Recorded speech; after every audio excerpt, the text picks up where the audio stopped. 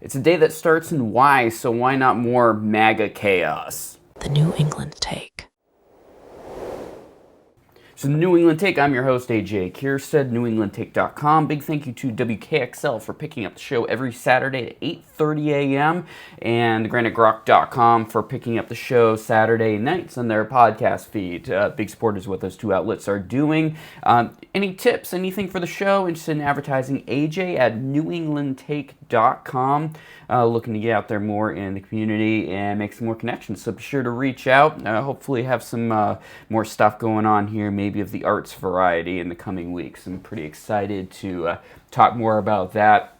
But yeah, so I happened upon X, as I am extraordinarily guilty of doing literally all the time, and came across Blue Sky Libs. And what I'm going to do is definitely check out the video version of the show over on YouTube. You're going to be able to check out everything I'm talking about here if you're only checking out the audio only or only on WKXL. New England Take on YouTube. Give a subscribe and a like over there. It does a lot for getting word out of the show. And hey, you got to monetize somewhere, and that's the place to do that.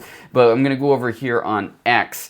And Blue Sky Libs is one of those definitely MAGA-oriented channels, big-time Donald Trump supporter. And I'm a big supporter of what Tim Dillon. If you never watched the Tim Dillon show, you need to be okay with thinking outside the box. He's a comedian, commentator. He's been a longtime Alex Jones supporter, or more or less audience member.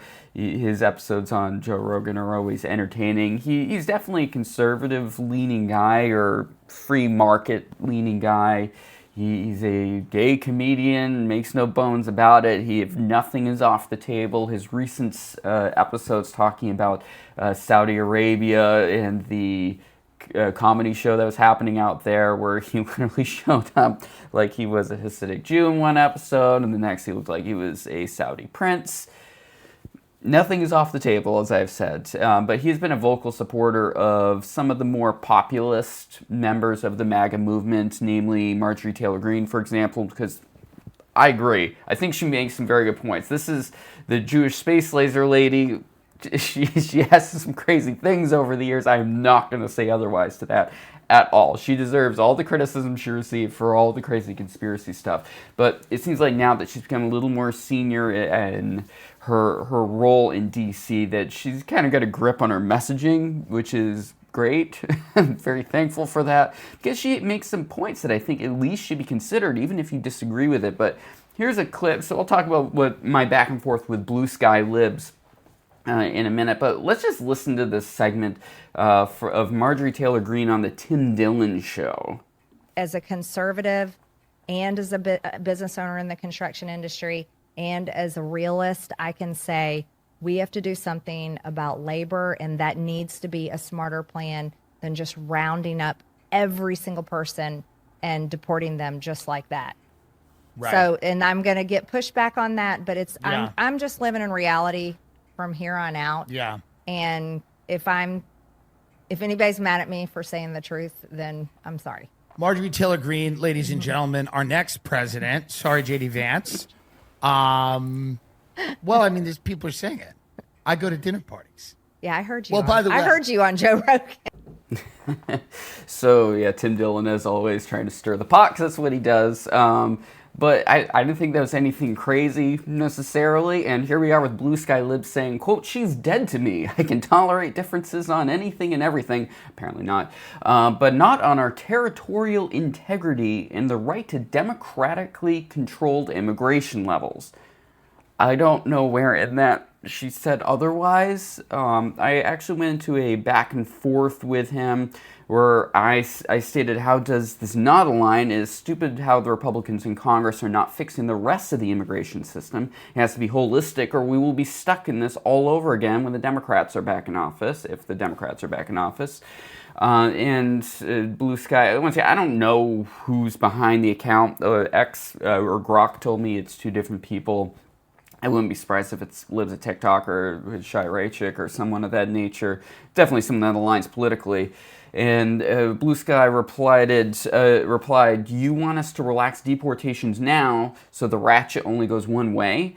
They open the border and import 10 million, then we close the border but don't deport. So what? Your theory is if we don't mass deport, they won't open the border again. That flies in the face of all experience. They always open the border, always. We have never done mass deportations and they still open the border every time." And I responded, "I'm saying if you don't walk and chew gum at the same time, you breed countless issues down the road.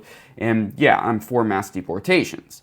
It responded back, "Messaging by our representatives is critical. She's undermining our mission by getting squishy on deportations. That's not walking and chewing gum distinctions, it's subversion." And I wrote, "This is a policy that that has become a messy issue, and the midterms are coming soon. We have to not fall for NPC madness of the left, non-player character madness on the left. You are coming across that way, in my opinion." His final response here, before I dropped it, is, "It's not a messy issue. It's the most important issue, and I won't negotiate on it. That's how we got here. Trump fell for this in his first time. Allow McConnell and Ryan to snooker him. Quote, oh, you ran on border security, but let's pass all these corporate desired measures first, and then we'll get the wall," end quote. When it came time to fund the wall, they just couldn't find the funds. He had to declare an emergency and appropriate them himself from a defense slush fund. Call me NPC, don't care, will not be shamed into supporting a woman who counsels surrendering on this. All right, so this, in my opinion, is totally just falling into the cult of MAGA support. Like, say what you will about many in the MAGA movement. They've been especially classified by liberals in this country as being very one-sided. They're entirely for the cult, when meanwhile, I really think there's genuine aspects of the MAGA movement that are extraordinarily populist and are listening to the people and looking at what's going on with the economy and are not happy with it. And that's, in my opinion, Democrats should be supporting these moments. I'm not saying you got to support the movement. I'm not saying you need to go out there and start endorsing these candidates or any stretch in the imagination. But hey, it should be called out when you're having MTG, for example, here saying things that are pretty rational. My big argument is on this. This is my take on how this whole situation is. The mass deportations on paper are fantastic. I think ICE is having a royal public relations nightmare where I think they're getting a lot of very green people that are jumping in and don't have the proper experience to do what they're doing out in the field, and that's a very bad look. I mean, autistic kids getting rounded up, and the issues of nabbing people at church and things like that. Obviously, it's a terrible look. I don't care if you don't care, but you should care that it's going to cause a backlash. It's going to cause political issues. It's going to be making political ads for the Democrats down the road. I think the original mission, how it started, was great. On the other side of it, there's obviously the issues of the quote-unquote sanctuary cities and states where ICE was not able to do what they were hoping to do initially. It was not as straightforward as they were making it out to be, and I think they're kind of picking up the slack for it. I mean, it's the equivalent of what we saw with the Epstein stuff. Oh, we got all the files sitting on my desk, said Pam Bondi. And you want to say, well, I don't have the list. I just said I had stuff on my desk. I'm like, we have a little consistency would be great, just a hair of consistency, because this is going to be a legitimate issue here next year with the midterms. We're already seeing it. It's straight up ready for Democrats to just copy and paste anything that is getting out there, especially from these ICE raids. At the big picture, beyond that, like I said, I'm going to reinforce this for the zillionth time because I keep getting called someone who does not support the deportations. No. If you enter this country illegally, you should be sent back, and then you can file for asylum or something of that nature. The whole idea of allowing mass import of people across the border and just allowing them to say whenever they want, hey, asylum, or if they get caught and they say, hey, asylum, no. That should not be how it works. You declare at the border or you don't declare at all, in my opinion. But I'm kind of a hardliner when it comes to that nature. MTG makes a really good point. I don't know if necessarily this is the angle she's going, but this is the angle I've made. I have Dexter Tarbox, who's definitely more of a new right MAGA guy, who's a contributor for the show, and hopefully will be on next week when I speak to Chris Thompson of the Granite Eagle. We need to fix the migrant system. Like this is a majority of these people that are coming across the border were economic migrants or economic asylum seekers, which isn't a thing. Or shouldn't be a thing if it is in some situations. These are people that are looking to make more money and send it back to their family, establish a new life, things of that nature for economic reasons. We should have, it's the tall fences and wide gates theory of immigration. I 100% am on board with this. The United States is a breadbasket when it comes to so many aspects of agriculture on this planet. This is the whole issue right now. We're dealing with Argentina and the United States and China when it comes to soybeans. We are a very important part of the agriculture of the world. And if we don't have the proper staff to come up, then you figure, Tyson Foods and all that, you can say it's evil what they do with their staffing and things like that, but if we offer up a proper way for importing of people from Latin, South America, Mexico to come into the country and make a few bucks and then go home, do this back and forth, seasonal workers, migrant workers, there's so many industries in this country that rely on it, and if we just scare the crap out of everyone, the good actors are going to be scared to come across the border.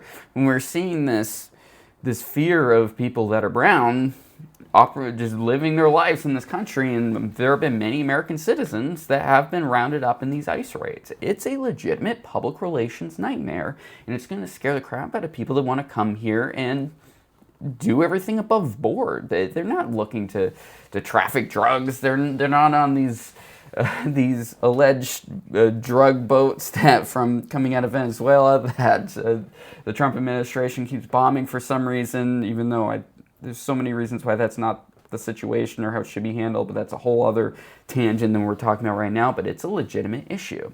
And let's go over to another MAGA person that is getting called out big time here, because I think it's important. My knee-jerk was in support of what Jeff Hawley was saying in this. I'm a little more now kind of going, maybe not quite exactly what he's saying, but let's just listen to this. It's only a minute 40. And meanwhile, these guys are fighting you, Mr. O'Brien, every step of the way as you try to get some basic representation for their workers, for their drivers. Tell us about what you've been facing from this company. I'll get it right at one point. Amazon is probably the largest violator of the NLRA right now. And they have grown significantly, to your point. They focus on 150% turnover ratio in their workforce. They focus on distressed communities. And the number one violator of OSHA, they've got the most violations last time we checked. Now, we have a model that's a similar company that employs similar workforce at United Parcel Service, 340,000 Teamsters that are part-time and full-time. Those part-timers earn full-time benefits, health and welfare and pension. They earn wage increases guaranteed every year. They earn a livable wage. And most importantly, they have a path to a full-time career that, on the average, the UPS full-time employee makes about $140,000 per year for doing the same business, and UPS is a very profitable business. Boy, you talk about $140,000 and change. You talk about that versus $37,000. I'm just thinking back to your reference to rerum novarum, the dignity of the individual. How are you supposed to raise a family on $37,000? The difference between that and what you've been able to secure at UPS is incredible. We'll also say these are very different positions, most likely, that are going to be making that much money. This is a dedicated driver versus somebody who's probably it's like Amazon's like McDonald's. They're turning around workers. This is their business model. They also are the distributor. They're the warehouses. So when you consider the economics of what he's saying with comparing salaries, I say there's going to be a considerable difference. You figure longevity and things like that you're not going to be making $140,000 as a new driver, even if you're working 80 hours a week. Most likely, you're going to need a lot more experience to work your way up the totem pole. And Amazon's one to kind of turn around workers and that won't be the case. Also, it's going to be offset averages when you're figuring they are the retailer. They're not the company strictly sending out packages and things like that. Your average warehouse worker is not going to be making $140,000 a year, no matter what. I don't care how many hours you're working. It doesn't work out that way economically. But on the other stand, I understand the argument they're trying to make. Amazon's relationship with the NLRB, its National Labor Relations Board, is atrocious. They've done a lot of very anti-union things. I'm not necessarily for unions in most situations. I think for the most part they are counterproductive. I think business owners should have a lot more power over their business. But when you're seeing a lot of widespread worker issues, as you see with some of these large companies like your Amazons, your Starbucks, and things of that nature, where they totally screw over the workplace morality in such severe ways. I totally understand the desire for unionization, because these are multinational, multi-billion-dollar corporations, and there's a line where private equity and things like that get into the mix, and really hedge fund managers, because it shifts the focus away from being on offering a service and into just making money for the hedge fund or for their stockholders and things of that nature. When it comes down to it, it's a bad look that Jeff Bezos makes $40 million for a lot of people. I don't necessarily think he's making too much money. I mean, Amazon is a tremendous company, and he's then able to reinvest a lot of that money, however he sees fit, into other enterprises. And it's the nature of how money works and the free market works. Is you're going to have, if you have a huge company like Amazon out there, you're going to make a lot of money. And some people are making the case he probably should be making more money, because that's the amount of worth he's adding to it. I don't know whether that's necessarily the case. I'm not an economist. I play one on TV. It's just a bad look with the amount of work and poor conditions that Amazon puts their workers through. I think Hawley is doing the right thing by shining a light on this, and more on the right. I've been saying this for many years, there's a difference between being a corporate shill versus someone that is for the free market. Companies should have a lot of leeway when it comes to how they operate, but on the other side, you need to still have proper care for your employees. Otherwise, you go into a corporate dystopia situation, and that's evil. And that's buying up of the competition. Like I've called out for years, like they need to have competition, otherwise everything gets worse when it comes to care for your workers, because there's no reason to take better care of your workers. The more competition there is for workers to go from one company to another means you got to do better, make sure that they're not gonna just leave. I mean, this is kind of the issue we see with inventors and the whole issues with non-competes that was talked about a couple of years ago with the it might have been Trump 1 if I remember right. Peter Lando from Lando and Anastasi on the show talk about it. Like there is a solid place for non-competes, but your average coffee shop should not have a non-compete. But we see instances of that happening, and it's evil corporate behavior, because your average person doesn't have the ability to fight it. They need the money, they need the job, and now they're kind of up a creek. So that's all I'm going to say on this side of this, but don't just write off Hawley, MTG, these MAGA populists just because of the way they're necessarily framing it. Don't call them Democrat. Odds are Hawley and all them, we can have them meet in the middle as people on the right to say, you're right, this is something that needs to be addressed, but can we instead address it through this other way? To just dogpile through the court of public opinion is not the solution, even though that's the much easier thing to do. All right, let's go over to actually a local topic here or at least a regional topic here. So this is the New England take. So we're going to talk about Maine politics for a moment, because ultimately the Senate race up there is going to impact everyone. We have 100 senators. It matters what a senator from a other state in our region is going to do when they get into office. But Over here on the Maine Wire, I've had Steve Robinson, their editor-in-chief, on the show many times. Knives out for Graham for Maine. We got ACAB language. All cops are bastards. Bastards, cops are bastards. All of them, in fact. And this is from a CNN interview that he did. So they took a screenshot of it in one deleted comment in a thread about a black Army lieutenant who was held at gunpoint and pepper sprayed by police during a traffic stop. One Reddit user wrote, "Bastards, cop are bastards." Plattner replied, "All of them, in fact."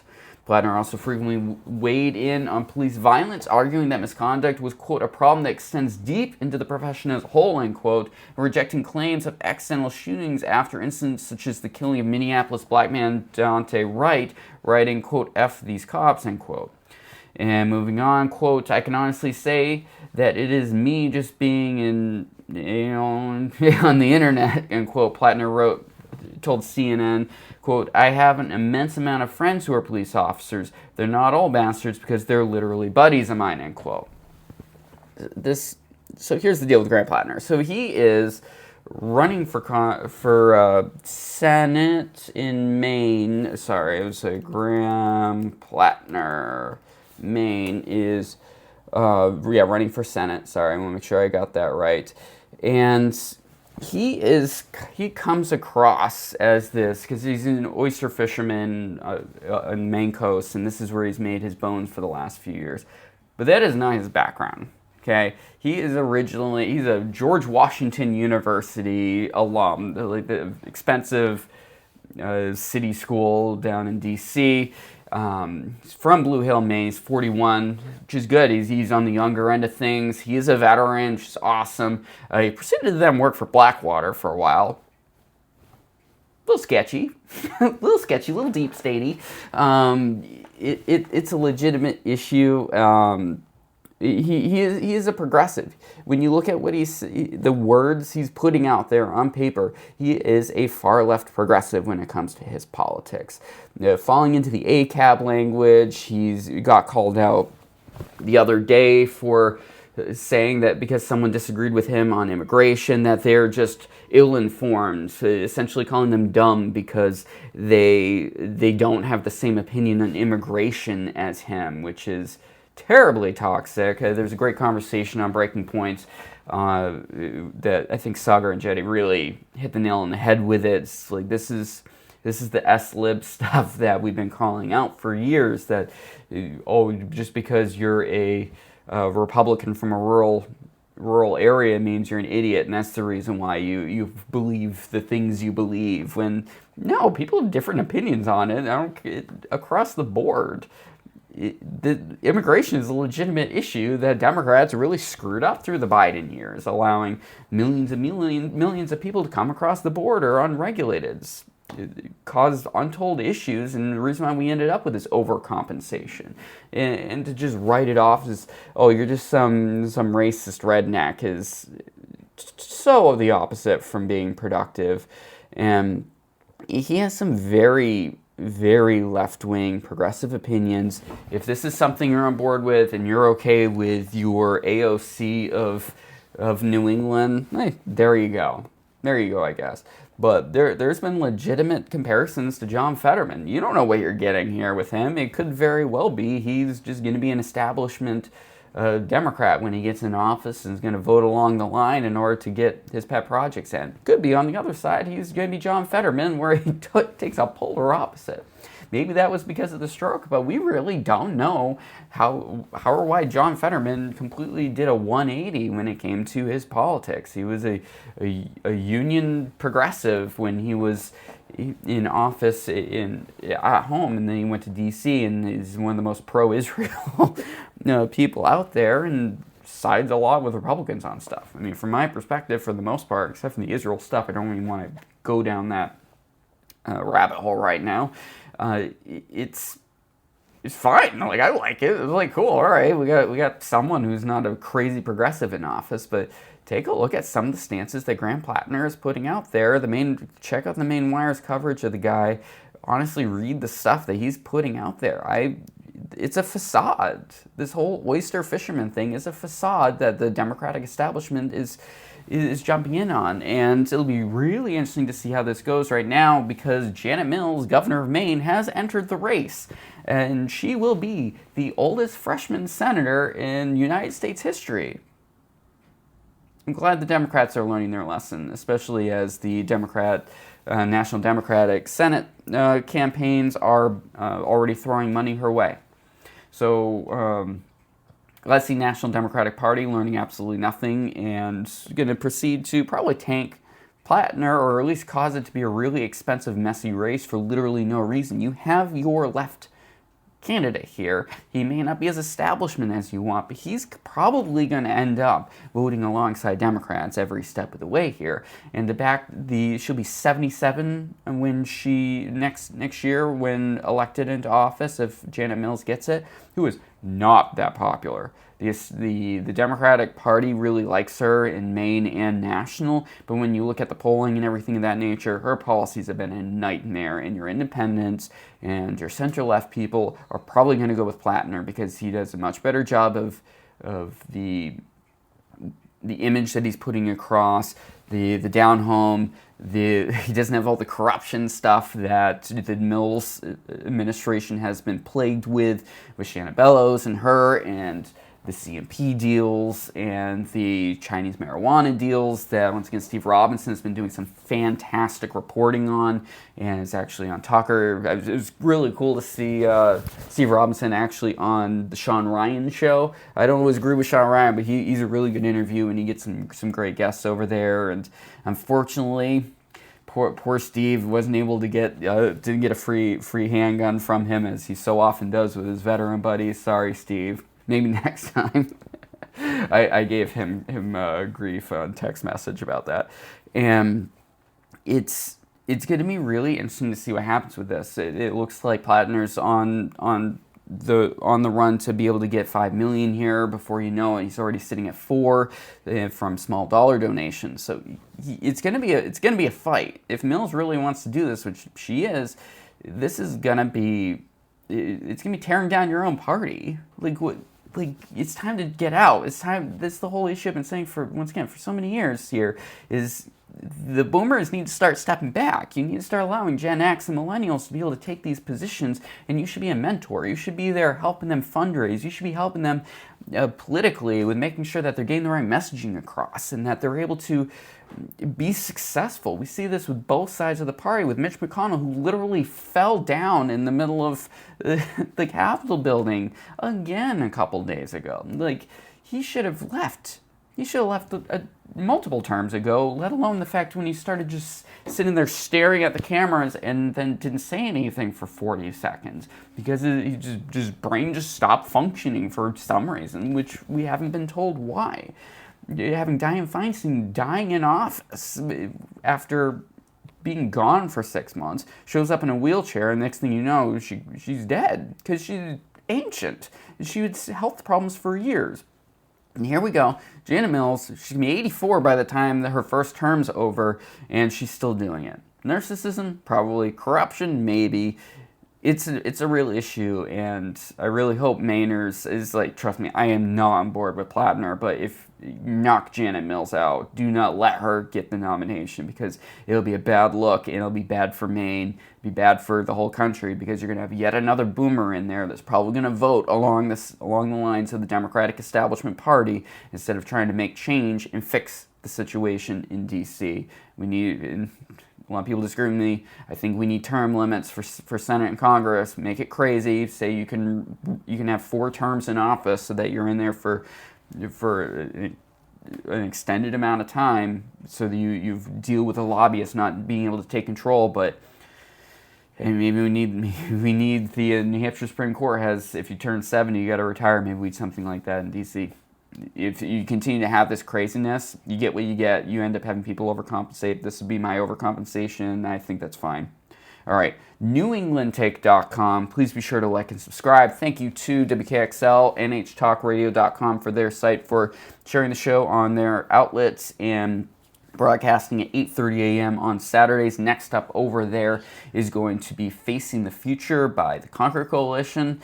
and so granitegrock.com, great coverage up there of things that are going on across New England, also from an opinion perspective and all sorts of analysis from various contributors. Steve McDonald's doing a great job over there. Be sure to check out granitegrock.com. NewEnglandTake.com, all the outlets for New England Take are listed there. Like and subscribe on YouTube. AJ at NewEnglandTake.com if you want to send me a tip or want to reach out to the show in any way. All right, we'll talk to you soon.